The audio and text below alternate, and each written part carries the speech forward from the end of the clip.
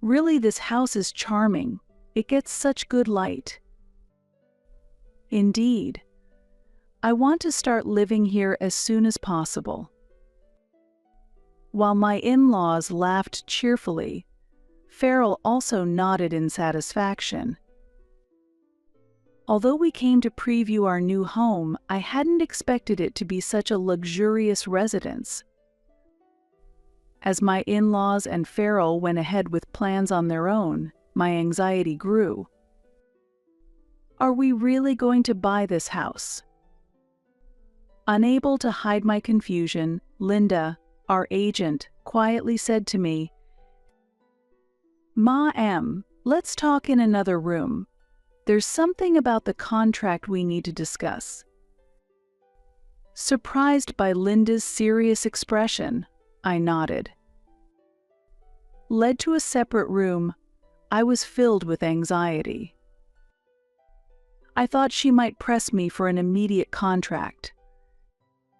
However, what she said was completely unexpected. "You should run away immediately." What? Confused by her unexpected words, I asked, "Run away? What do you mean?" "I'm sorry for startling you so suddenly, but I've witnessed something." Linda began with an uneasy tone. The content of her words was shocking. "My name is Pamela Moore. I am 32 years old this year. My husband Farrell is the same age as me, and while we don't have children yet, we are seriously discussing buying our own house soon. I have been longing for the charm of a downtown apartment, but Farrell prefers a detached house with more privacy. This is particularly because of Farrell's parents. My mother-in-law, Hazel, is 65, and my father-in-law, George, is 66, relatively young for elderly people, but both have physical disabilities, so their lifestyle needs adjustments. When Farrell was a high school student, his family experienced a traffic accident during a trip, resulting in light injuries for him but severe ones for his parents. Hazel, his mother-in-law, hurt her back, and George, his father-in-law, sustained an injury that significantly impaired the function of one of his legs. Due to the accident, his parents were forced to quit their jobs, and their lives changed dramatically. After graduating from high school, Farrell worked diligently to support both the care of his parents and their livelihood. This demonstrates how deeply he values his family. We met through a mutual friend when we were 26 years old. My first impression of Farrell was that of a sincere person who valued family above all else. He always prioritized his parents, sometimes to the point of being overprotective. At first, I was a bit concerned that he might be worrying too much, but as I learned about his past, I understood why he acted this way. His kindness and deep love for his family attracted me, and I gradually developed deep feelings for him. Our relationship deepened gradually, based on mutual understanding and support. Eventually, our relationship developed, and we got married. Through this process, Farrell has been seeking a detached house that would allow his parents to live more comfortably. Considering he is an only child and the health condition of his parents, it's easy to see that his desire is well-founded. However, I have always felt a slight reservation towards his parents, and as time passed, I began to feel that my intuition was correct. Looking back, I had a subtle sense of discomfort from the day we introduced ourselves for marriage, 3 years ago. The first time I visited his parents' home, I was greeted warmly by Hazel. "Pamela, welcome. Our home is modest, but please make yourself comfortable," she said. "Thank you, I replied as I slowly stepped inside. I noticed her struggle with walking, just as Farrell had described before. Shortly thereafter, George appeared from the back of the room. "Pamela, nice to meet you. I'm looking forward to getting to know you better," he said. But he staggered as he walked, clearly struggling with the burden on his leg. This showed how the traffic accident had long-term effects, making work difficult for him.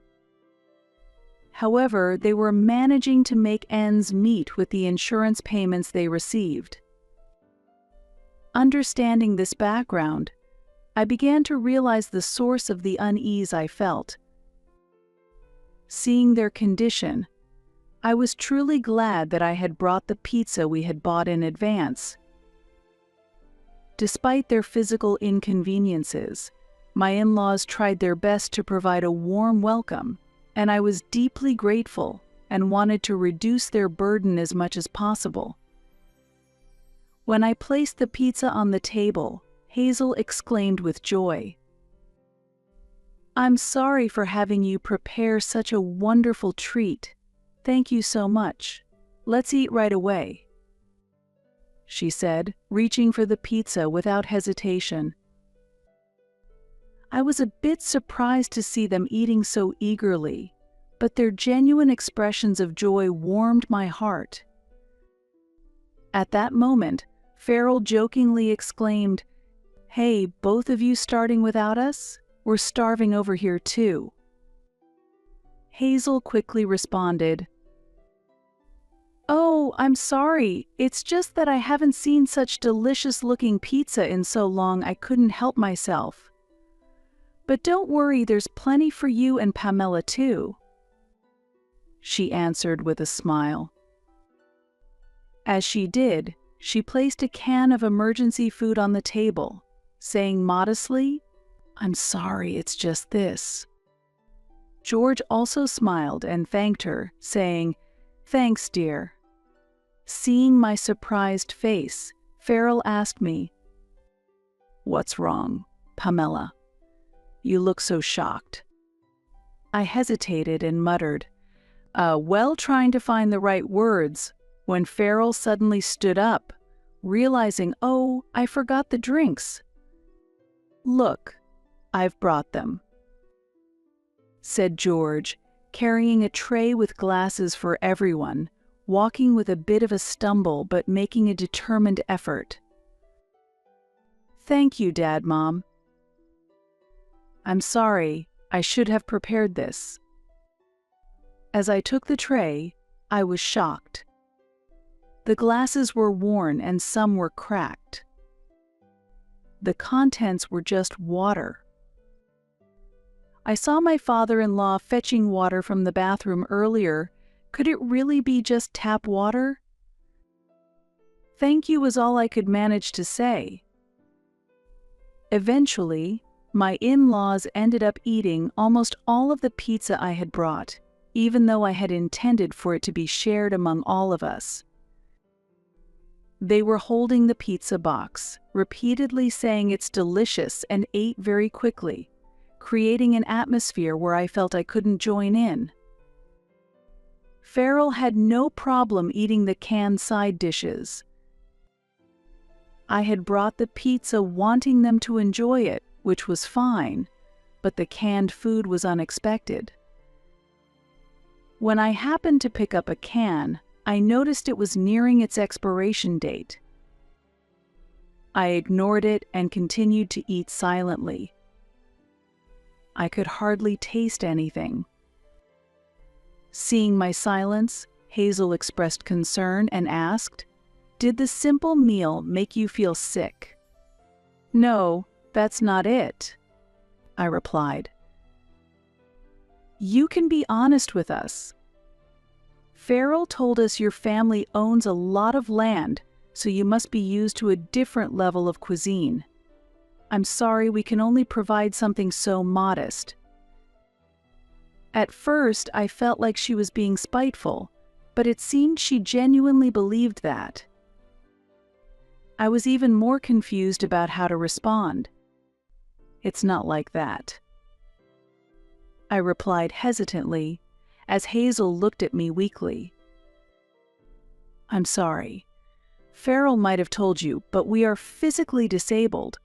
That prevents us from going to the supermarket often, and we can't provide as much hospitality as we'd like.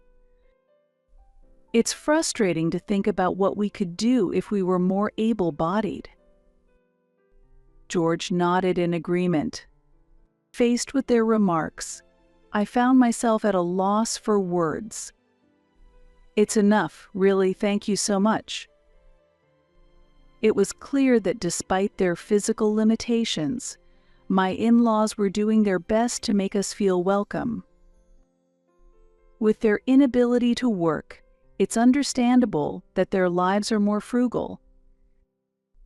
We only had canned food and tap water to make do with. Although I prepared pizza for everyone, it was somewhat unsatisfying to see it quickly consumed by just the two of them. Yet Farrell didn't seem to mind, and I felt it might be inappropriate to say anything. In the end, I left their house still harboring that dissatisfaction. Later, as we progressed with our wedding plans, Farrell apologized with a serious look on his face. "I'm sorry, my parents can't contribute financially to the wedding expenses." "It's okay, we were planning to use our own savings anyway, so don't worry," I responded cheerily. I had already advised my parents to refrain from contributing too, fearing it might embarrass his parents if only one side offered financial support. Consequently, we decided to have a modest ceremony. Afterward, I received a call from Hazel. She apologized for not being able to help with the wedding expenses and said she wanted to send some home appliances as a gesture of her goodwill. Despite my reservations, she insisted on sending them. A few days later, several large cardboard boxes arrived at our house, which surprised me with their number. Upon opening them, they were packed with vintage appliances that were no longer on the market: old vacuum cleaners, a faded microwave, and other clearly well-used items. I also noticed the cracked cups and dishes that I had seen during our marriage introduction visit. All these had come from my in-laws' home. What kind of joke is this? I was at a loss for words. Seeing Farrell happily appreciating the gesture.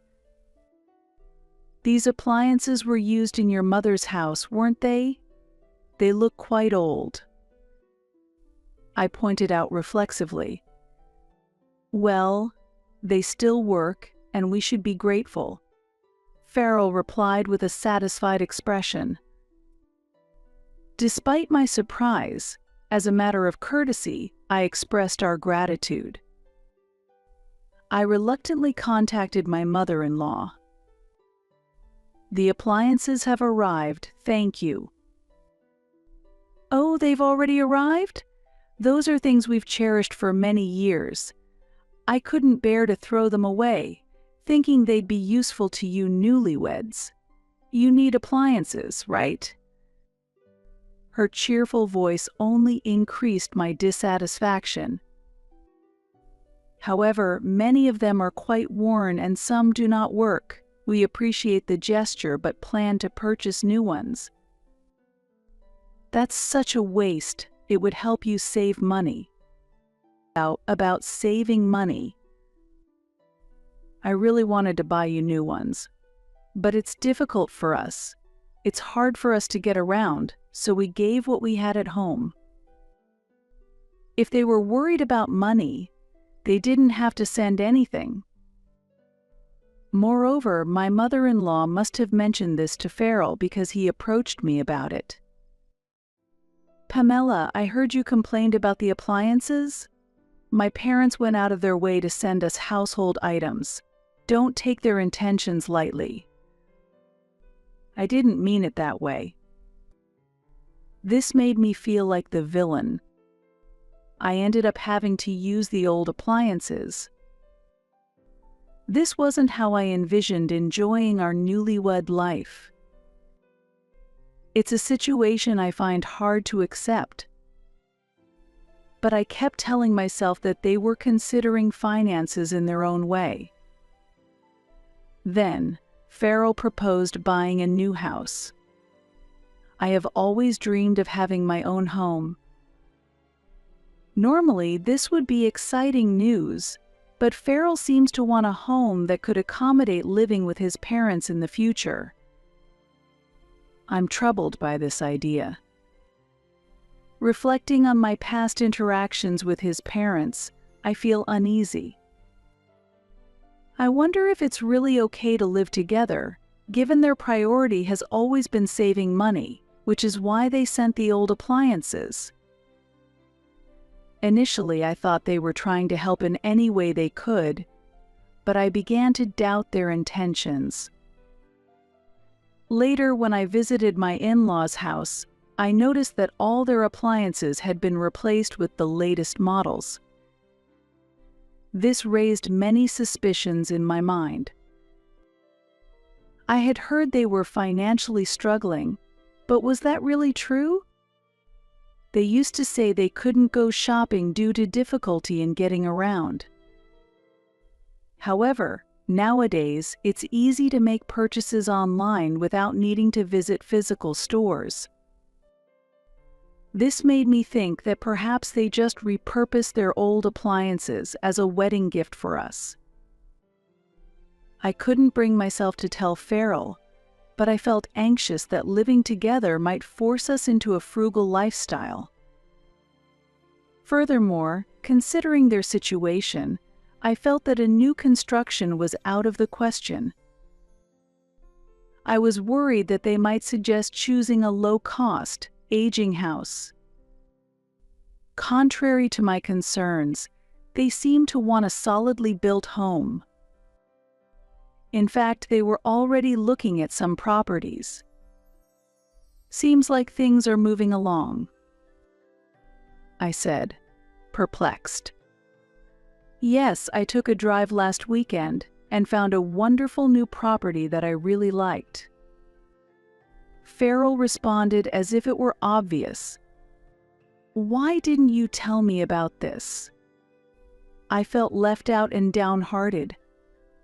Discussions about the house I was supposed to live in were being made without my knowledge. Feeling dissatisfied, I decided to go see the property. Farrell, his parents, and I headed to the real estate agency. On arrival, the agent quickly approached us. She was a young and attractive woman. Her business card read Linda Martin. "Ma'am, nice to meet you. I am Linda, and I'll be handling your case." Farrell had arranged a car for us to go see the property together. Inside the car, my in-laws were chatting amicably with Linda. It seems the new house is a ready-built home in a high-end area. I had a vague sense of unease. Eventually, our car stopped in front of the property. It was a luxurious single-family home with a spacious yard, clearly in an upscale neighborhood. We went inside and toured the layout while in the living room. My in-laws were very excited. "Really, this house is charming. It gets such good light," they said. Indeed. I want to start living here as soon as possible. As the conversation progressed, I felt anxious and couldn't help but interrupt. "Excuse me, but this is my first visit here." "Oh, is that so? My apologies. Here's the brochure." I was shocked when I saw the brochure. The price was clearly beyond our budget. it was likely a house we could not afford.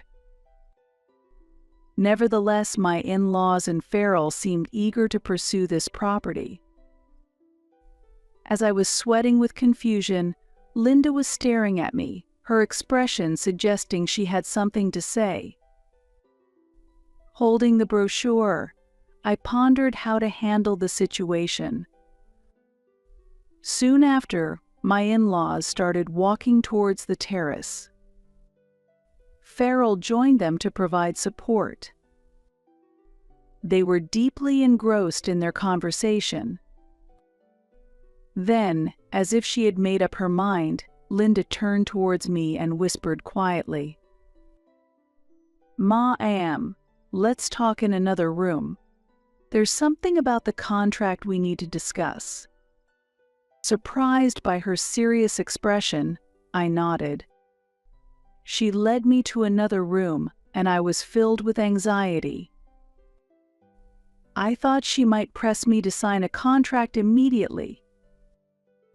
However, what she said next was completely unexpected. "You should run away immediately." What? I was confused by her unexpected words. "What do you mean, run away?" "I'm sorry for startling you so suddenly, but I've witnessed something," she began, looking uneasy. What she revealed was shocking. It turns out that Farrell and his parents had been coming to this property previously.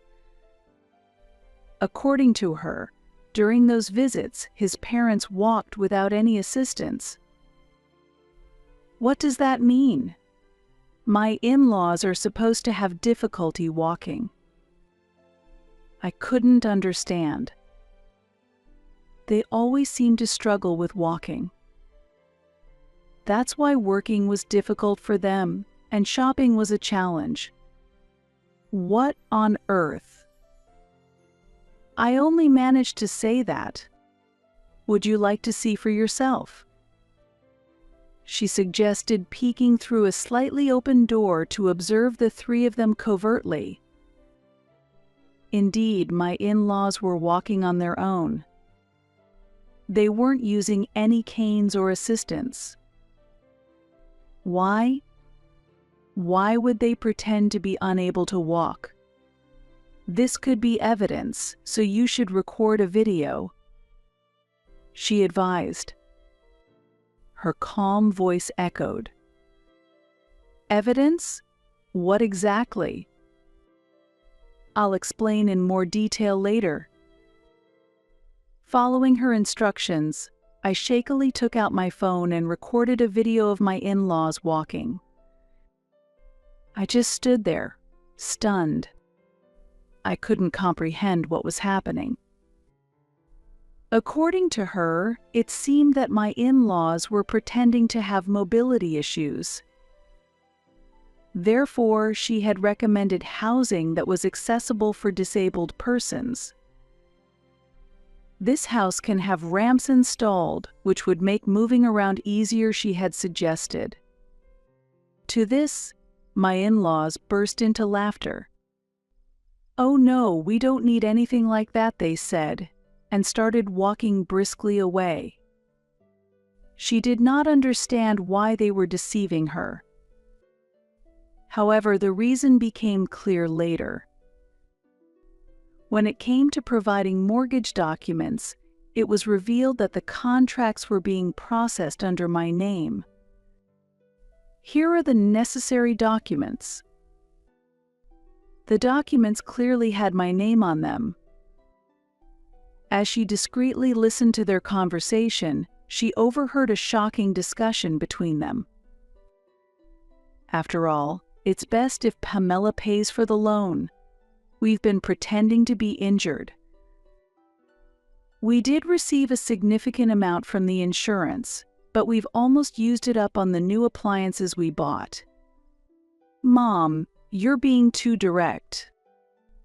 "But that's what we've been planning all along, isn't it? Find someone from a wealthy family." While my mother-in-law was nonchalant, My father-in-law also seemed satisfied. Farrell kept his promise, didn't he? Pamela trusts you as completely. A kind-hearted, wealthy person is easy to manipulate. Learning the truth, I was astounded. My in-laws had deliberately pretended to have mobility issues to fraudulently receive insurance money. Farrell was aware of these facts all along. After she had let me hear that conversation between the three of them, I was silent for a while. I had never imagined that I would be the one paying the mortgage. In fact, my family owns several properties, and I had mentioned this when I first met Farrell. However, our lifestyle is very ordinary. My parents have always encouraged frugality, and we don't own expensive items. My income is not substantial. I'm just a regular office worker.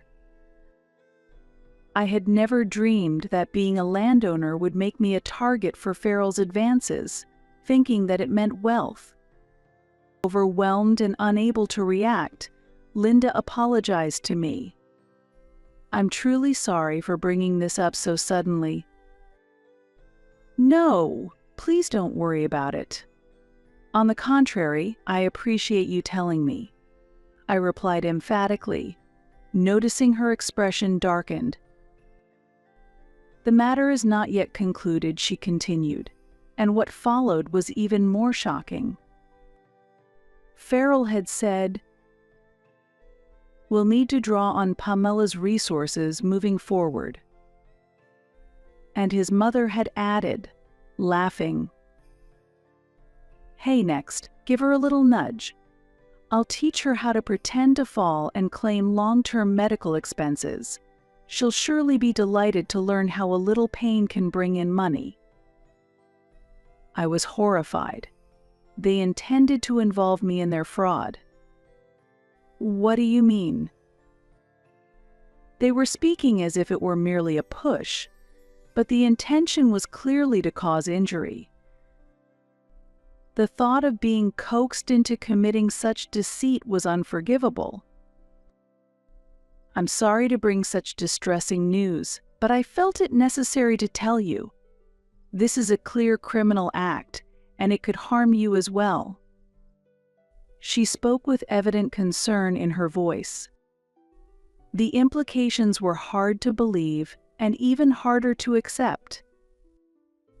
Witnessing the scene firsthand, I saw my in-laws walking boldly. My name was on the mortgage documents, and there was Farrell, who had deceived me. The shock made me dizzy, and I stumbled. "Are you okay?" She caught me just as I was about to fall. I had to pull myself together. As my real estate agent, she had courageously revealed the truth. I had to take some action. "Thank you, I'm fine. I was just startled by this unexpected revelation. I have no intention of engaging in fraud, and now that I know the truth, I cannot simply ignore what my in-laws are doing," I declared firmly. My determination was clear to her, and she nodded in acknowledgement. There was no time to waste. We immediately discussed the next steps to take. After that, I hurriedly left the building through a different exit while she distracted my in-laws. Using the excuse of feeling unwell, I messaged Farrell that I was heading home ahead of him. Once home, I quickly started gathering evidence. I searched online for the date and details of the accident my in-laws had mentioned, and information about the insurance company and the doctors treating them. As soon as I was prepared, I decided to notify the insurance company. I raised the issue of fraudulent claims and explained the details to their Special Investigations Unit. I also made sure to attach and send the video I had recorded today via email. As a result, the insurance company held my in-laws criminally responsible, and they were arrested. It later emerged that the injuries they had sustained in the accident were indeed minor. Nevertheless, they had exaggerated their symptoms to continue receiving insurance payouts fraudulently.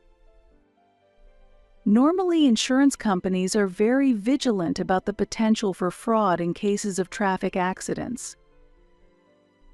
I had been wondering how they managed to deceive the audits, but the truth was eventually revealed. Shockingly, they had conspired with a relative who was a doctor to forge medical certificates, exaggerating minor injuries as severe ones. It's unbelievable. Of course, that doctor was also arrested. This doctor had previously been flagged by the insurance company for irregularities, which led to their swift arrest, along with my in-laws. In the end, they were just a greedy family. It went beyond mere frugality. They were criminals. And Farrell, who had overlooked all this, was essentially complicit. I brought everything to light and filed for divorce. However, Farrell did not accept this and opposed it. He claimed it was all a misunderstanding and pleaded with me to at least meet his mother. I could not understand what he thought was misunderstood. I had no desire for a reunion, but there was something I still needed to say. Together with Farrell, I went to the prison where his parents were being held. Due to the gravity of their crimes, they received indefinite sentences without the option for fines. As a result, my in-laws were incarcerated. Stepping into the visiting room, I saw that his mother already looked dispirited. Separated by an acrylic panel, I fixed a sharp gaze on her. "Mother-in-law, you've been committing fraud for a long time, and you intended to involve me as well? Why would you do such a thing?" Her response was feeble. "What do you mean, such a thing? There was really an accident, and initially I truly was incapacitated. But even as my condition improved, I thought we could benefit from continuing to claim for medical expenses." I was astounded that she didn't seem to recognize the criminality of her actions. I responded firmly, "What are you talking about? That is clearly a crime. It's incomprehensible that you would coerce me into wrongdoing." At that moment, Farrell interrupted. "No, it was just an easy way to make money.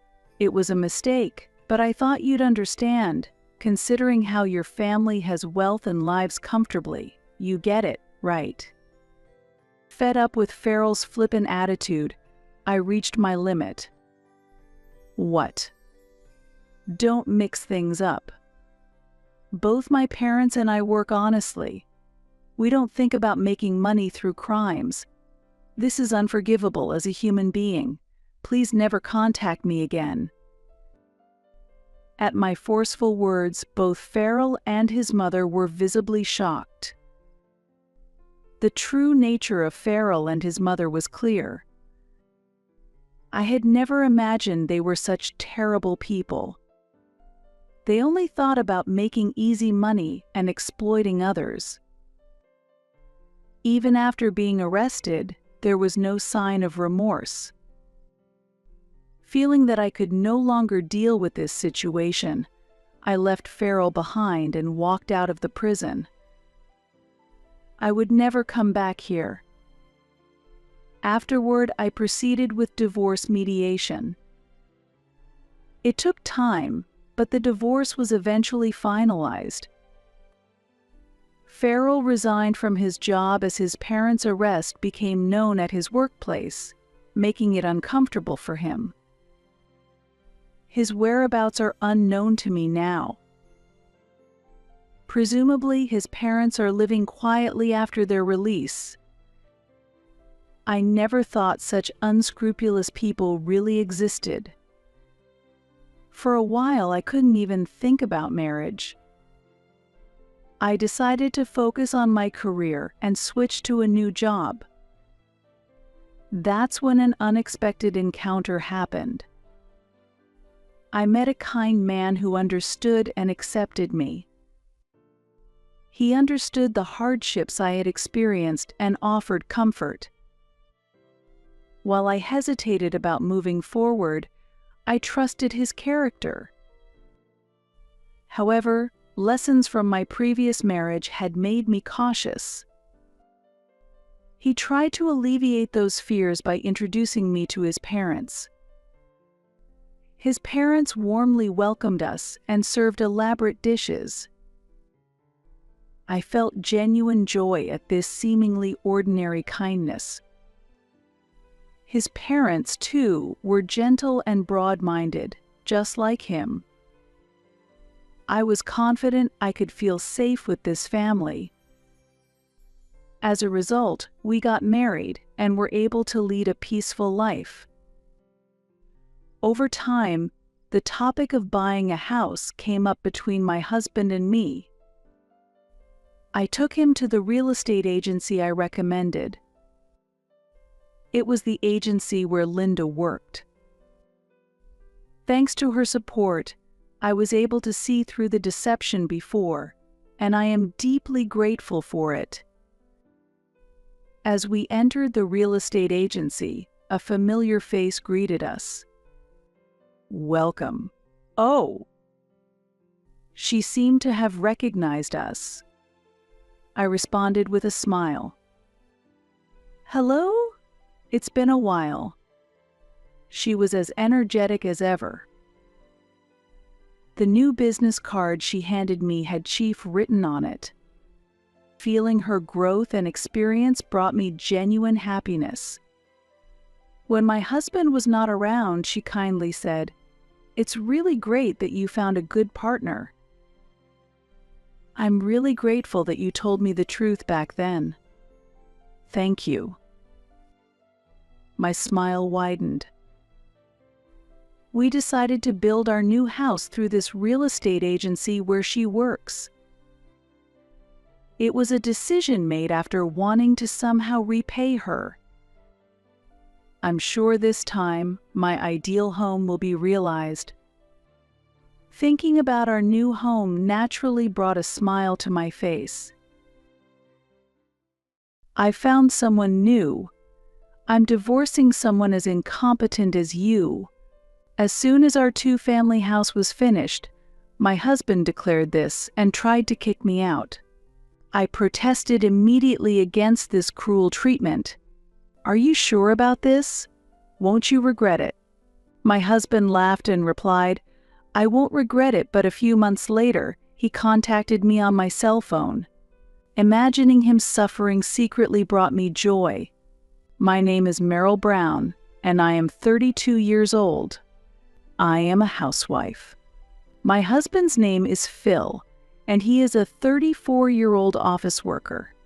We originally worked at the same company, and I immediately fell for the bright and cheerful Phil, leading to dating and eventually marriage. Before we married, I went to greet his parents, but it seemed his mother didn't like me very much. She opposed our marriage until the end, but Phil promised he would make me happy. A year has passed since our marriage. Right after we got married, Phil wanted me to be a housewife, so I accepted that. I had wanted children, thinking that being a housewife would allow me to care for them. However, since becoming a housewife, I found myself increasingly irritated by my husband's trivial actions. When that happened, I would immerse myself in my hobby of making handmade accessories to relieve stress. One day, we went to my in-laws' house. I didn't really like going there. The reason was because of my mother-in-law. she always criticized me harshly. According to my husband, she has a self-centered personality, but I felt uncomfortable with her behavior. As soon as we arrived at the in-laws' house, my mother-in-law threw a cold glance at me and questioned, "Still no children?" When I answered, "Not yet," she snorted and mocked me. "Incompetent and unable to have children, why did Phil marry a woman like you?" Receiving a provocative glance from my mother-in-law, I felt indignant enough to retort. However, I knew that reacting would not resolve anything, as it always had been like that. So I tried to suppress my anger. While feeling uncomfortable at my in-laws' house and wanting to leave soon, my husband made an unexpected remark. "I'm planning to build a 2-family house. How about living together with my parents?" I was surprised by my husband's sudden suggestion. I had not heard of such a plan and argued against it, but my husband kept pushing the conversation forward. "My parents are getting old, and it will be tough for them to live alone from now on, so let's live together." My in-laws clearly looked pleased with my husband's words. Honestly, I was opposed to this idea. The thought of living with my selfish mother-in-law horrified me, but I hesitated to say something that would spoil the cheerful mood. As I showed a displeased expression, my mother-in-law immediately furrowed her brows and glared at me. "Meryl, what's with that displeased look? Are you opposed to living together?" "Hamph, honestly, I'm not keen on living with you either. But since Phil has suggested it for our benefit, you have no right to oppose, do you?" Her statement made me angry. "Do you have a complaint?" Since the head of the household, your husband, has decided, a wife should obey. While saying this, my mother-in-law smirked. Seeing her like this made me worried. Finally, alone with Phil in the car on the way home, I confronted him. "There's no problem, right?" "I'm worried about my parents. We're getting along well, aren't we? Besides, it's a 2-family house, so we'll hardly see each other." "It's not about that. Why didn't you consult me first? I wasn't informed about building the house or living together. I thought you would definitely oppose if I told you, so I kept quiet. Besides, you also said before that you wanted to live in a house, right? My salary has increased, and we have savings, so it's not a problem." I was stunned by Phil's thoughts. He seemed to feel nothing from my concerns and started talking about the new house. Even as I listened to him, I was not convinced in my heart. Especially, the thought of having my mother-in-law in the house every day clearly made me anxious. I could easily foresee that if any problems arose, Phil would undoubtedly support his parents, which only made me feel worse. Months had passed since the house plan was revealed, and the situation was progressing steadily. I repeatedly told Phil that I was against it, but I couldn't persuade him. If we ended up living together, I would undoubtedly feel suffocated even while at home. Just thinking about it made my mood sink. Then one day, something happened on the way home from shopping. At dusk, I saw Phil, dressed in a suit, walking alone through a bustling street. It was at a time when he should have been at work, and I wondered why he was there. Feeling suspicious, I secretly followed him. "Sorry I'm late. Have you been waiting?" There, I witnessed it. The woman Phil rushed to was about my age. The woman beamed up at my husband and immediately took his arm, starting to walk through the crowd. Witnessing this unbelievable scene, I was shocked, but my mind remained clear. That night, I confronted him when he returned home late, showing him the photo I had taken on my phone. "What is this all about? Explain this to me." Phil's face clouded over, and he hesitantly began to speak. "My mother insisted that I meet her just once." "What?" "She seems to have decided that it's your fault we don't have children. She keeps telling me to divorce you." That was the first time I heard from Phil about his mother's scheme. She wanted to divorce us and remarry him to a woman she preferred. I was astonished and gasped at her outrageous plan. Certainly, every time we met, she had harsh words, but I didn't know she was pushing Phil to get a divorce as well. After hearing that story, I brought up the topic of the two-family house again. "We really can't build the house. Your mother hates me." As I said this with tears spilling, Phil apologized. Feeling that Phil, who did not even try to console me, was ultimately on his mother's side, hurt deeply. "Meryl, I'm not thinking of having an affair. This is just me temporarily complying to appease my mother. Please understand." Phil said this as he looked at me. Honestly, even if it was just his mother's opinion, I never wanted to feel this way again. But if I insisted on my feelings, it would only put him in a difficult position.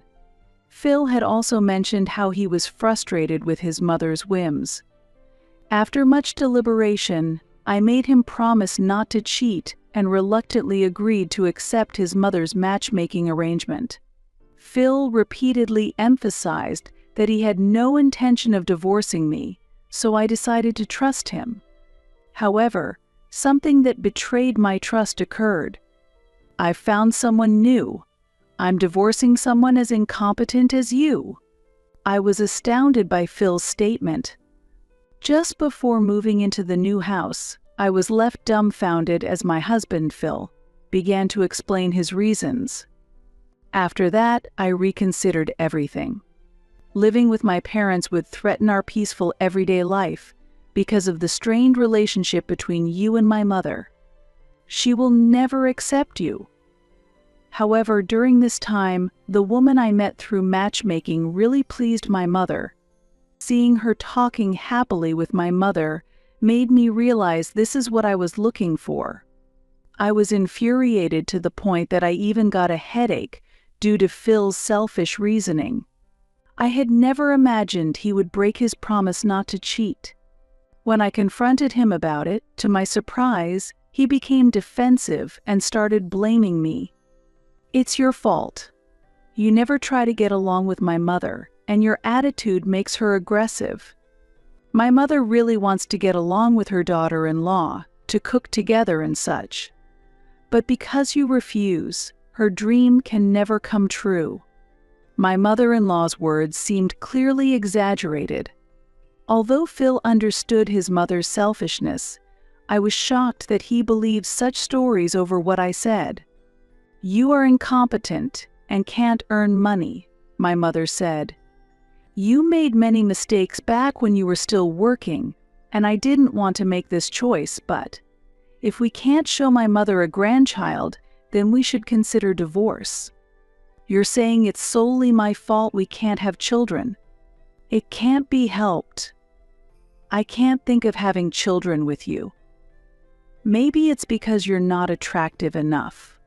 Phil's cruel words made both him and his mother's behavior beyond my comprehension. I was particularly unable to forgive him for prioritizing his mother's demands over the promises we made as a couple. The new bride, Betsy, is a kind woman, bright like the sun. My mother appreciates her bright personality and thoughtfulness. She told me she would approve our marriage with her, and hearing that made me happy. "So please, Meryl, let's get a divorce." Phil said this while putting his hands together and pleadingly looking at me. I no longer felt any love for such a husband. I didn't need such a husband, it was time to end it. Rage boiled up from within me, a seething, burning feeling. But despite seeing how I felt, Phil continued with his self-centered statements. It seemed he was misunderstanding something. Where did he get the idea that I was incompetent and couldn't earn money? Anyway, I no longer felt like forgiving my husband. "Are you sure about this? Won't you regret it?" When I asked, Phil confidently answered, "I won't regret it." You really are understanding. That's one thing I've always admired about you." He said this, praising me with a sense of superiority. I couldn't hide my anger any longer and shouted back, "I'm done with a mama's boy like you. I've been patient for way too long. I can't take it anymore. Make sure you pay your fair share in the property division. Build your two-family house or whatever. It's no longer my concern." With tears, I went to get the divorce papers. It didn't matter anymore. No matter how much Phil might suffer from now on, I vowed not to lend him a hand. Phil clicked his tongue in irritation at my words. When I returned with the divorce papers, he looked at me expressionlessly. At that moment, a woman I didn't recognize was there. "This is Betsy. Unlike you, she's beautiful and has class," Phil said proudly. I glanced at the woman named Betsy and snorted lightly. "I don't care about that, just sign this quickly." I deliberately spoke provocatively as I held out the divorce papers for him to sign immediately. Since I had already packed my belongings for the move, I didn't have any trouble in that regard. "You're going to have a hard time from now on, but don't come crying to me. I'll be taking care of Betsy and my family from now on. There's no way I'll be struggling." "You'll be the one in trouble, won't you?" "What are you talking about? I make quite a lot of money. You manage the household finances and still don't understand. You really are incompetent." Despite his words, I just smiled. It became clear how much Phil was misunderstanding the situation. That's why, at that moment, I chose not to enlighten him. "It seems you're making a big mistake, but by the time you realize it, it will be too late." "What are you talking about?" Phil looked at me very displeased. At that moment, his mother appeared. "Isn't Phil's new wife wonderful? She's worlds apart from you. Hurry up and leave." It was clear that Phil and his mother would face difficult times ahead. Phil would eventually realize this fact. So I silently decided to leave the house. At the door, Phil watched coldly as I carried my bags out. I left the house without looking back. Several months later, I received 10 missed calls from my ex-husband. In my new apartment, looking at the screen of my cell phone, I smirked inwardly. "Hello? Didn't I tell you not to call me directly and to go through my lawyer?" Upon hearing that, my ex-husband started talking through tears on the other end of the phone. "I've been in trouble ever since you left. I didn't know you were earning so much." It seems that my ex-husband had finally realized the truth, and in his panic he called me.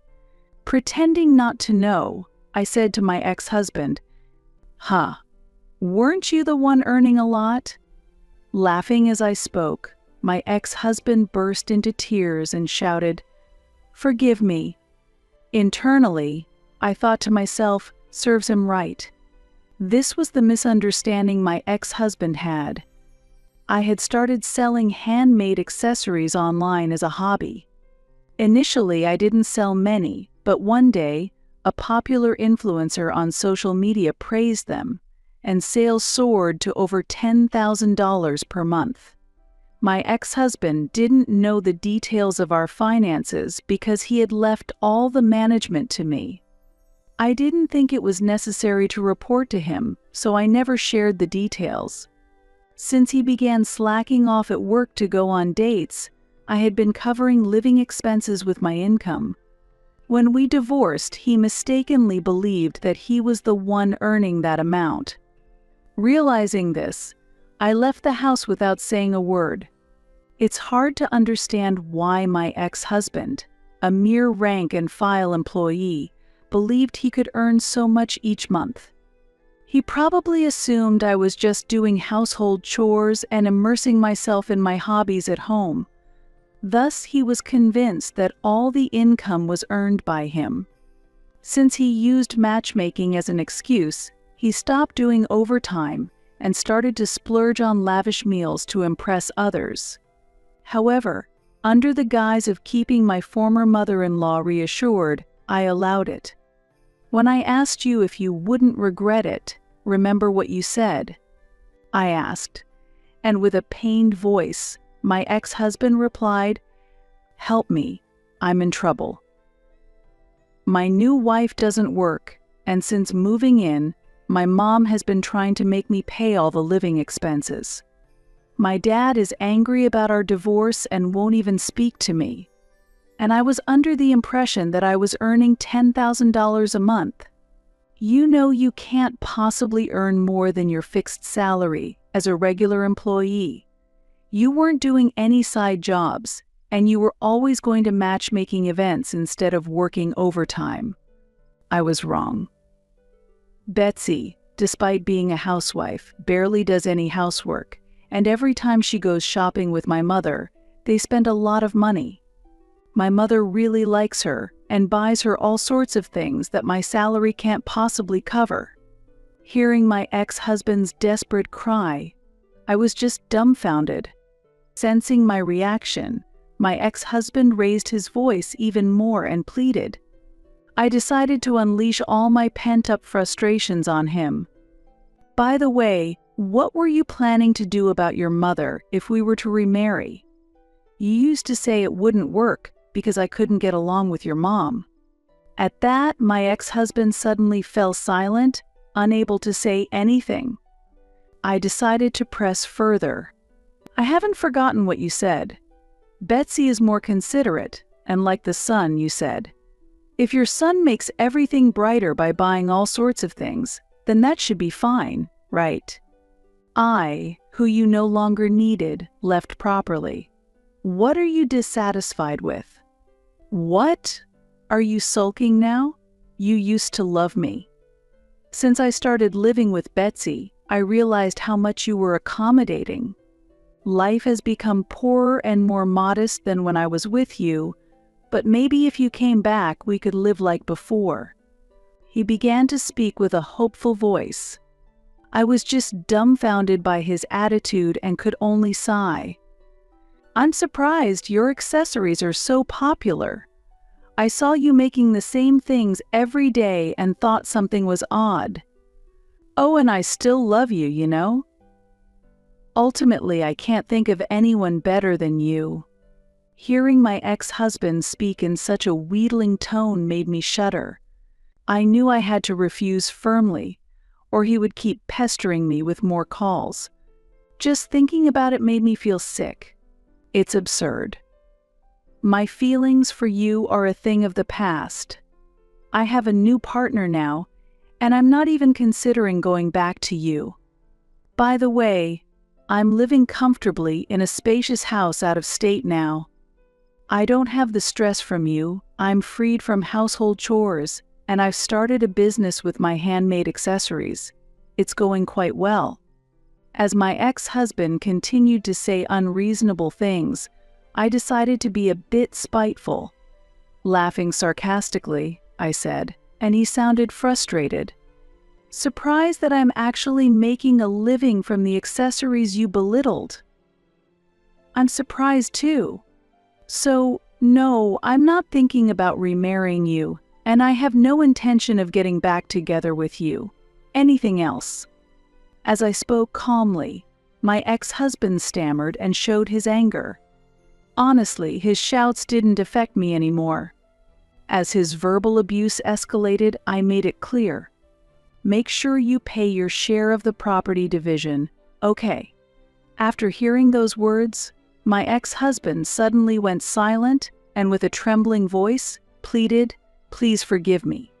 Hearing that, I immediately hung up the phone. I don't want anything more to do with him. Afterwards, my ex-husband called several times, but I never answered. Eventually, the calls stopped, and I felt truly relieved to have finally severed the troublesome ties with him. It was also settled that my ex-husband would pay me the agreed portion of the property division. However, because most of his salary was being used by his new wife and mother-in-law, my ex-husband ended up having to take out loans to make the payments for the property division. Now, he is reportedly working day and night to pay off those debts. Meanwhile, my business selling handmade accessories is thriving, and I'm building a great relationship with my new partner, making every day fulfilling.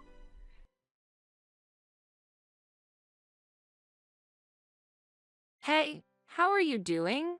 Where are you now? It had been a week since my husband and in-laws moved without saying a word to me. In such a situation, I received a phone call. Why do I have to tell you that? You're not smart. Why would you say that? You're really a noisy woman. I'll forgive you if you apologize. Moreover, if you do the housework, I might even give you a spare key. How about that? It's a nice proposal, isn't it? I naturally sighed at such an absurd proposal. Who do you think will do such a thing? What is someone incompetent like you talking about? Incompetent? Isn't that about yourselves? What? How dare you? I could tell my husband was talking to someone else on the phone. Huh? Oh, I see. That person was probably. Mom says she wants to talk. Before I could agree, it switched to my mother-in-law. Hello, can you hear me? Yes, I can hear you, but are you still alive? What are you talking about? Because you're jobless now, right? I'm listening carefully.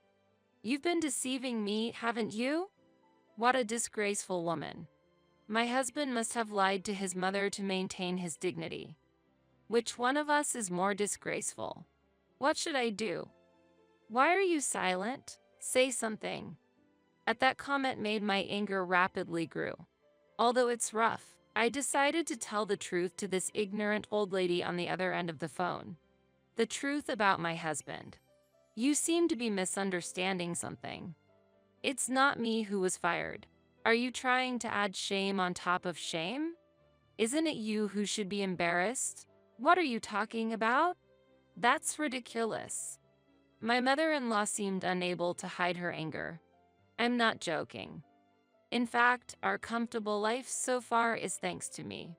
Stop it. She was more stubborn than I thought, and it seemed she wouldn't understand. It seemed unlikely she would accept the truth as it was. At that moment, I made a decision.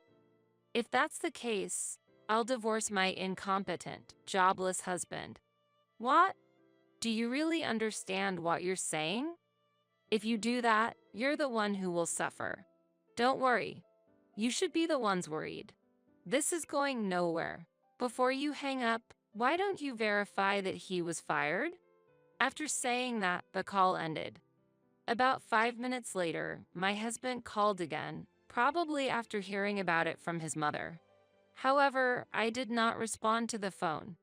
From then on, they all will have to overcome even more challenges. And I waited for the right moment.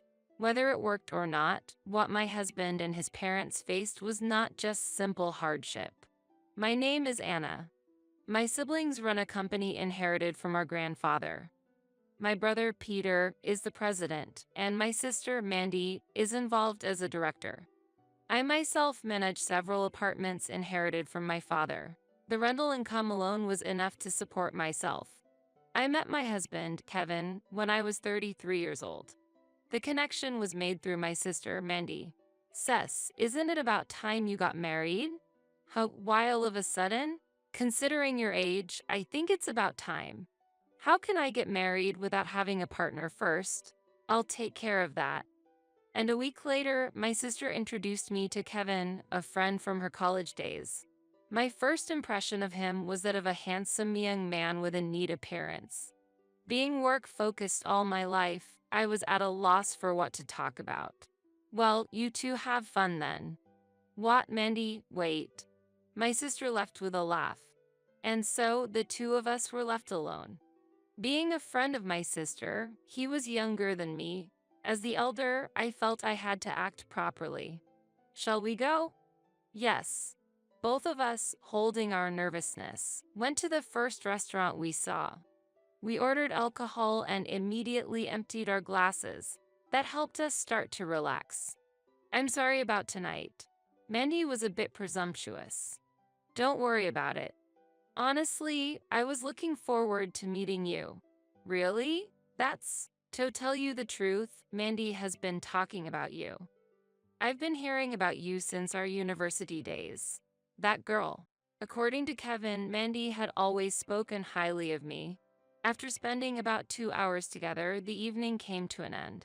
Then, see you again. Wait a minute. If you don't mind, can we exchange contact information? Oh, right. We haven't done that yet. And so, we exchanged contact information and started to go on dates frequently. So, when are you planning to get married, sis? Not anytime soon. Really? How long have you two been seeing each other? Well, about 6 months. Then it should be fine, shouldn't it? Don't talk about it as if it's someone else's business. In fact, a week after being introduced by Mandy, Kevin confessed his feelings to me. I was surprised, but it wasn't unpleasant. And I accepted his confession. 6 months passed. Although I had a desire to get married, I hesitated to bring it up. Being older, I worried whether bringing up the topic would be too much pressure. On a certain day, while pondering these thoughts, I want to talk about something important today. Understood. Let's meet at our usual place after work. See you then. That call came during my lunch break, and I couldn't concentrate on my afternoon tasks. Naturally, that was the expected reaction. It's impossible to remain indifferent to such a conversation. That day, he proposed to me. I was somewhat prepared, but being asked to consider marriage made me question if I was the right person. So, what's your answer, Anna? I'll say yes. However, what followed wasn't straightforward. Next, we had to greet each other's families. My parents warmly accepted our marriage. Next was meeting Kevin's parents. But what should we do about greeting Kevin's family? About that. Yes, Kevin seemed somewhat downhearted, as if he didn't want to go there. There's something I need to tell you. Actually, I want to keep your job a secret. Why is that? My father doesn't mind, but my mom. According to Kevin, his mother-in-law had an unusually strong sense of pride and wouldn't accept a wife earning more than her husband. It seems that his late grandmother was also like that, and she firmly inherited that mindset. So please, I'd appreciate it if you could manage the conversation well. Kevin requested that from me. Faced with such a request, I couldn't refuse, but I was still worried. I understand keeping it a secret, but can we keep hiding it forever? I think it'll be okay. He didn't provide details at the time, but I had no choice but to trust his words. And we scheduled a visit to my in-laws' house a week later. Aren't you worried? A bit nervous, yes. I'll be by your side. And remember what we planned. Got it. When the doorbell rang, my mother-in-law greeted us. Good of you to come. Please come in. Thank you. As we were led into the living room where my father-in-law was sitting. Glad you could make it. Have a seat. Thank you. I caught a glimpse of Kevin's tension at that moment. We came to talk about something special. We're considering getting married together. Is that so? Anna, what do you do for a living? As expected, the question came. This inquiry was anticipated. According to our plan, I was to say that I work in an administrative position through a temp agency. In reality, it wasn't a complete lie, as I occasionally help out at my brother's company. That decision was made for such reasons. I'm currently working in an administrative role. I see. What do you think, Dad? If it's an administrative job, there shouldn't be a problem. Then it's okay to get married, right? Yes, I have no objections. Thank you. While exchanging conversations, I excused myself to the bathroom halfway through. And on my way back to the living room. Wait a moment. I was approached by my mother-in-law. Yes, what is it? It was the moment I had hoped to avoid. What is that? Which one? That expensive-looking item you're wearing. She was pointing at the necklace I was wearing. Oh, this is. As you'll be a wife from now on, such things are unnecessary. Take it off here. Excuse me? Shall I help you? My mother-in-law tried to forcefully remove my necklace. No, I can take it off myself. Saying so, I removed the necklace. This necklace was originally a gift from Kevin for my birthday. I tried to explain this several times, but it seemed to my mother-in-law like nothing but excuses. Also, change that outfit. Too much leg exposure. It's unpleasant. Why must I be criticized like this? As I was confused, Kevin came and asked what was happening. What's going on? It just took a bit longer. I'll be back soon. Okay, got it. My mother-in-law cut off my response. Remember what I just said. Don't forget it. I'll come by to check occasionally. Your response? Yes, I understand. I couldn't refuse. I was just exhausted from being compliant. Though I returned to the living room, I couldn't bring myself to say anything. I wanted to avoid saying anything unnecessary and being criticized again. Something happened? No, nothing. I blamed someone in my mind for how I felt, but I couldn't hold Kevin responsible. All I felt was a desire to leave this place as soon as possible. I don't remember the details of the conversation that followed. Somehow, we reached an agreement and returned to Kevin's house. First, let's start by finding a place to live together. Yes, that sounds good. We visited various properties together, but I couldn't forget the words of my mother-in-law. Before I knew it, the property was contracted in my name. At that time, I never thought this would become a big problem later on. Thus, we got married and became a couple. However, the smooth marriage life was only at the beginning. Anyway, let's keep this from my mom going forward. Can this really work out? It'll be fine. Kevin's baseless confidence only fueled my anxiety. And that anxiety became reality.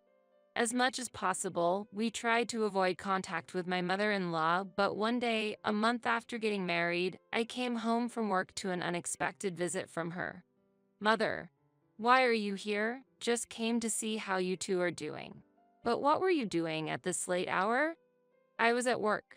You're supposed to be in an administrative job, aren't you? Yet, you come home this late.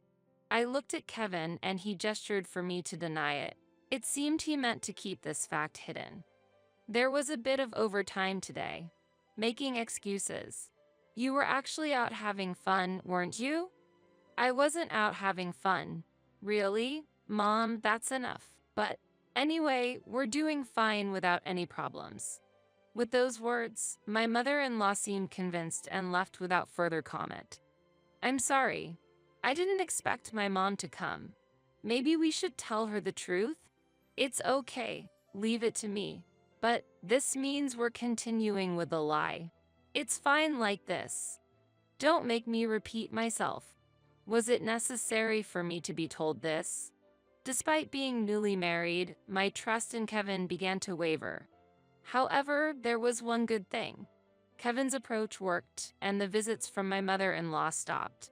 At least, it was a temporary relief. Until I noticed something suspicious one day at noon. Huh? Why are Kevin's shoes here? Hesitantly, I stepped inside. At that moment, I saw Kevin lounging on the sofa, sipping on alcohol. What are you doing? Oops, surprised, he dropped the beer can he was holding onto the floor. Inna, why are you here? I came back to pick up something I forgot. What happened to work? I wasn't feeling well, so I came home early. I see, but you're drinking, so you must have recovered? Well, they say alcohol is a cure-all, but it looks like you've had quite a bit. There were already 6 empty beer cans lined up on the table. Moderation is key, right?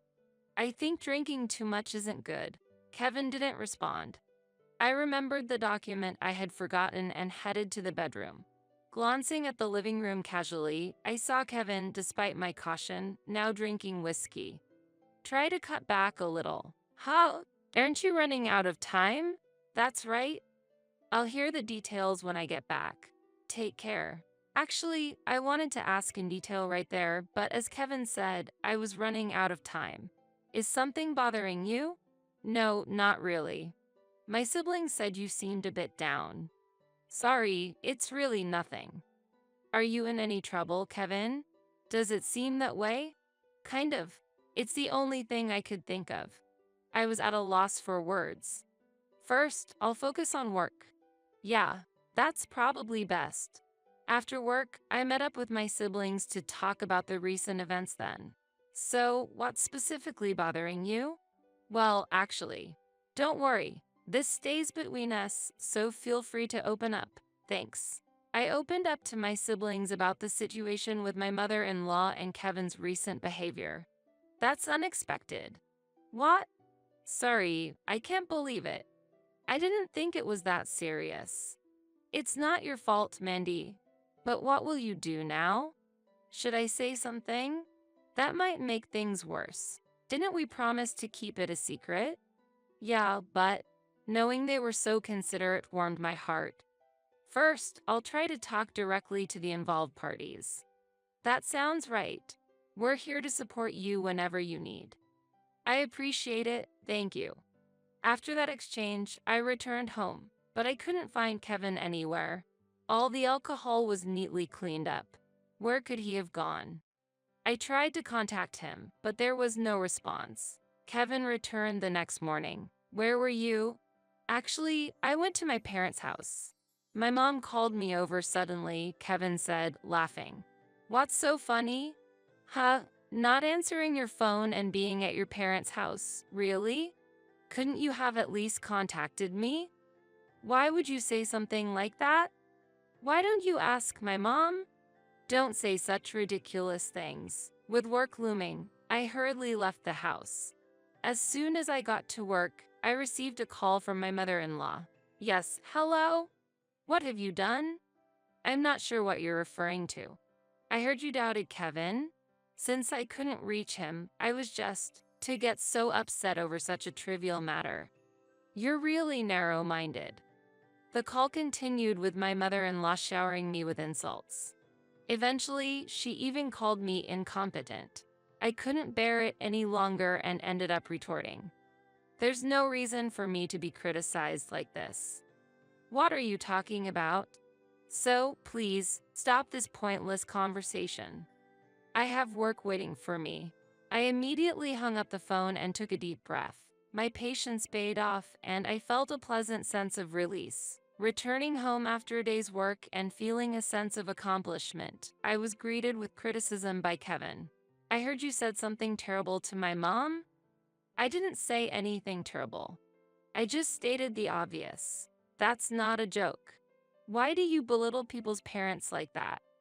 If you didn't act suspiciously, there wouldn't be any problem in the first place, would there? Fine. If you're going to say that, I have my own plan. Afterward, Kevin made a call as if he was enjoying something. Once the call ended, he announced, "Look forward to it." The change came 3 days later.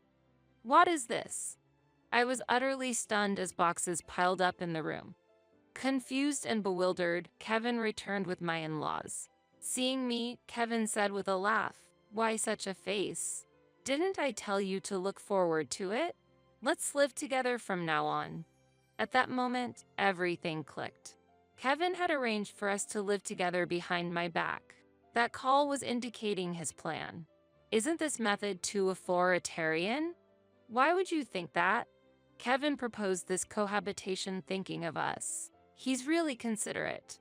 But there are no available rooms. That's strange. Kevin said there were 2 empty rooms. Those 2 empty rooms were reserved for future children, not for living with my in-laws. But with their belongings already moved in, there was nothing I could do. From that day on, my life changed drastically. Is breakfast ready? We don't prepare it so early in our house. That doesn't concern us. From that day, I started waking up at 4 a.m., and that was just the beginning. Eventually, a specific event led me to vet revenge against Kevin and his family. House chores naturally fell to me, not by choice, but because they would be neglected otherwise. Feeling this situation was unsustainable, I consulted with my siblings again. What's going on? That's unbelievable. Don't worry, leave it to us. My siblings rushed from their workplace directly to our house. Their purpose was to speak directly to Kevin and his parents. Oh, Peter and Mandy too, what brings you here? We heard you've been quite freewheeling. That's not true. Really? Deciding to live together without asking and dumping all household chores on Anna? That's a misunderstanding. There might have been a slight difference in perception, but I'll resolve this issue. I'll explain to my parents. So, it's like that. Is this matter settled then? Despite relying on my siblings, I didn't want to burden them further. It's fine. All right, then we're counting on you. That day, my in-laws were out, and it's unclear how the situation would have unfolded had they been home. Really unnecessary. If you had acted properly from the start, we wouldn't be in this situation. Relying on your siblings, aren't you ashamed? As Kevin and I were arguing, my in-laws returned. Why are you talking so loudly? The whole neighborhood can hear you. Actually, Anna reported us to her siblings. Reported? She's making us out to be problematic. A wife doing such a thing. But the problem originates from you. Forcing cohabitation and dumping chores on me, right? That's natural and there's no problem at all. It seems you need to be educated. At that moment, Kevin seemed to be contemplating something. Causing more trouble would be a hassle. I've got a good idea. After he whispered something to my mother-in-law, she said, "That's a good idea. Your brothers run a company, right?" "Yes, what about it?" "What if disgraceful rumors about that company were to spread? In the worst case, the company might not survive." "What are you planning to do?" "Something like this." Kevin then showed me his smartphone screen. On the screen, there were baseless allegations about my brother's company. "If you listen to us, we'll leave this information as it is.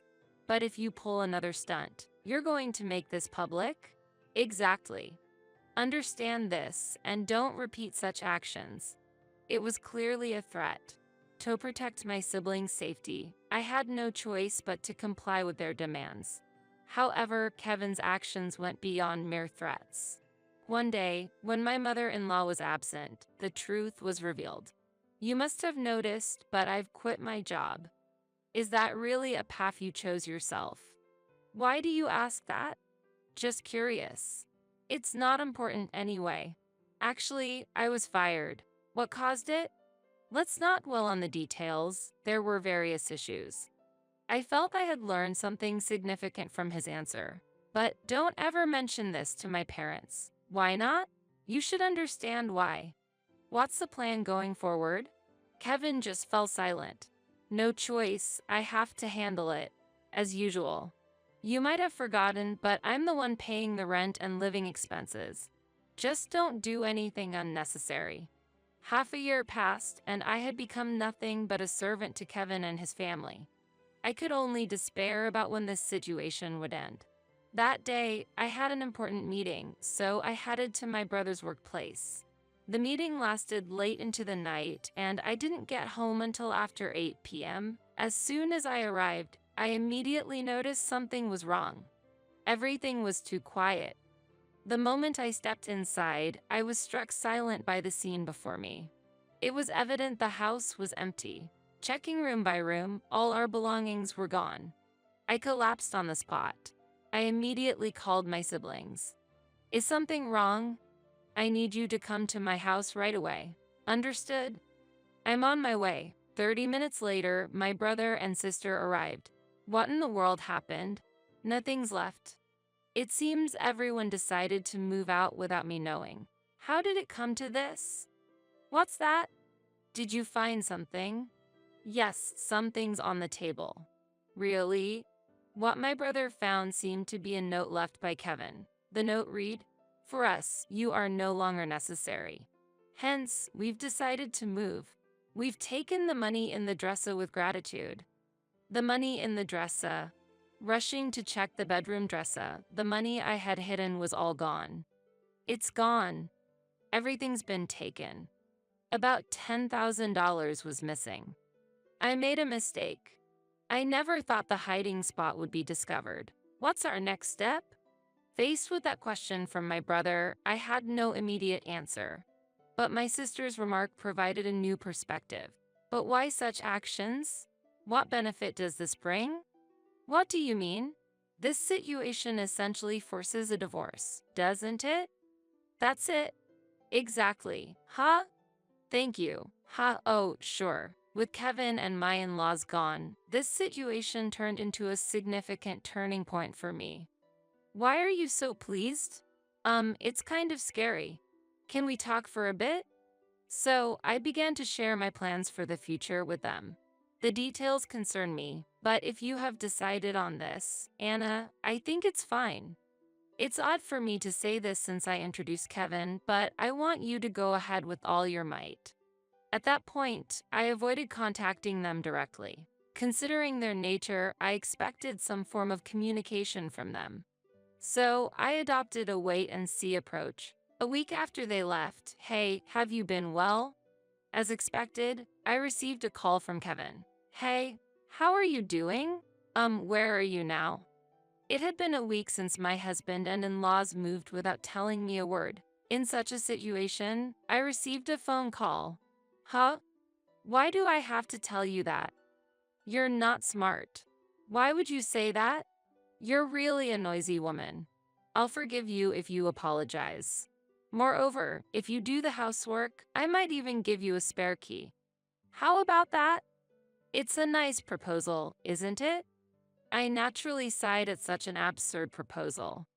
Who do you think will do such a thing? What is someone incompetent like you talking about? Incompetent? Isn't that about yourselves? What? How dare you? I could tell my husband was talking to someone else on the phone. Huh? Oh, I see. That person was probably. Mom says she wants to talk. Before I could agree, my mother-in-law started speaking. Hello, can you hear me? Yes, I can hear you, but... Are you still alive? How, what are you talking about? Because you're jobless now, right? You've been deceiving me, haven't you? What a disgraceful woman. My husband must have lied to his mother to maintain his dignity. Which one of us is more disgraceful? What should I do? Why are you silent? Say something. At that comment, my anger rapidly grew. Although it's rough, I decided to tell the truth to this ignorant old lady on the other end of the phone. The truth about my husband. You seem to be misunderstanding something. It's not me who was fired. Are you trying to add shame on top of shame? Isn't it you who should be embarrassed? What are you talking about? That's ridiculous. My mother-in-law seemed unable to hide her anger. I'm not joking. In fact, our comfortable life so far is thanks to me. Stop it. She was more stubborn than I thought, and it seemed she wouldn't understand. It seemed unlikely she would accept the truth as it was. At that moment, I made a decision. If that's the case, I'll divorce my incompetent, jobless husband. Huh? Do you really understand what you're saying? If you do that, you're the one who will suffer. Don't worry. You should be the ones worried. This is going nowhere. Before you hang up, why don't you verify that he was fired? After saying that, the call ended. About 5 minutes later, my husband called again, probably after hearing about it from his mother. However, I did not respond to the phone. From then on, they all will have to overcome even more challenges. And I waited for the right moment. Whether it worked or not, what my husband and his parents faced was not just simple hardship. A month passed, and I received another call from Kevin. Needless to say, I had been making various preparations during that month. There's nothing to talk about. Wait a minute, can't we live together? Why? Why, you ask? Let me guess. It's surely about money, right? Absolutely not. It's your own responsibility for leaving. Well, good luck. Don't say that. We're still a couple. You've heard from your mother, right? I intend to divorce you. What? Anyway, that's the situation. Don't contact me anymore. I thought it was over, but it wasn't that simple. The next day, Kevin came to my house with his parents. Back again? That's not all. I've heard everything from Kevin. And what about it? I'm truly sorry. Hey, Kevin, apologize too. I'm really sorry. Can we start over from the beginning? As if there's such a convenient story. I understand that. Still, I'm asking. How foolish. No matter how much they apologize, I have no intention of forgiving. I'm sorry, but I can't. Please leave. Now we won't be able to make a living. But you took the money from the house, right? Don't tell me you've spent it all gone due to the move and such. I could only laugh. I have something for you. Just a moment. How what? I went to the living room, picked something up, and came back to the entrance. Here, take this. What I handed to Kevin was a divorce application. This is, as you can see, it's a divorce application. There's no way this will go through. While saying that, Kevin tore it up. Do you understand what you're doing, Kevin? A divorce is out of the question. Well, that's one option. I was planning to consult a lawyer anyway. Can you leave now? The conversation isn't over. Either way, we can't live together if you keep making a scene. Let's send it here for today. Wait a minute. Urged by his parents, Kevin left. I immediately went to consult a lawyer introduced by my brother. There were still necessary steps to conclude this. I'm really grateful. Thank you. So, is there no problem anymore? No. It's safer to proceed with the divorce through a lawyer. But I have a request. If there's anything I can do, just ask. Actually, afterward, I asked my brother to help me find a new place to live. I heard one of his friends was in real estate. I quickly completed the contract for the new place and finished moving. Naturally, I didn't contact Kevin at all. There was no need to, after all. Once this situation arose, it was inevitable that Kevin would contact me. Did you go to the house? Where are you now? There's no reason for me to tell you. I had Mandy inquire about Kevin and his family's situation. They were still unemployed and living with his parents. This situation forced his parents to start looking for work. But I couldn't imagine that stubborn mother-in-law actually working. Also, I heard you still haven't found any job. Why would you? I won't say. What? Also, tell your mother to keep at it. Well, goodbye. Kevin and his family were facing even more challenging times ahead. As for myself, I was enjoying a free life in my new home. Moreover, our family has grown. I started keeping a chihuahua, something I've longed for. For me, this small family is enough. From now on, I will spend my time with this beloved dog.